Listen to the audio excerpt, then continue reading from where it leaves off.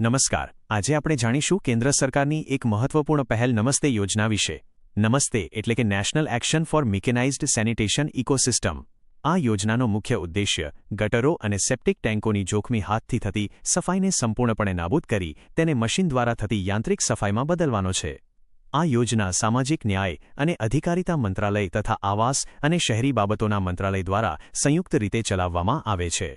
કામદારોની સુરક્ષા માટે આ યોજના હેઠળ તેમને પીપીઈ કિટ આપવામાં આવે છે અને આયુષ્માન કાર્ડ દ્વારા સ્વાસ્થ્ય વીમાનું કવચ પણ પૂરું પાડવામાં આવે છે।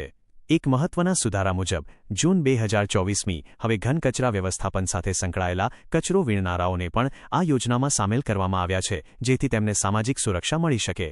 આ ઉપરાંત સ્વચ્છતા ઉદ્યમી યોજના હેઠળ સફાઈ કામદારોને યાંત્રિક સફાઈના સાધનો અને વાહનો ખરીદવા માટે સીધી મૂડી સહાય આપવામાં આવે છે, જેથી તેઓ પોતે ઉદ્યોગસાહસિક બની શકે। યાદ રહે કે ભારતમાં 2013ના કાયદા દ્વારા ગટરોની જોખમી હાથથી સફાઈ કરવા પર કડક પ્રતિબંધ મૂકવામાં આવેલો છે। આભાર।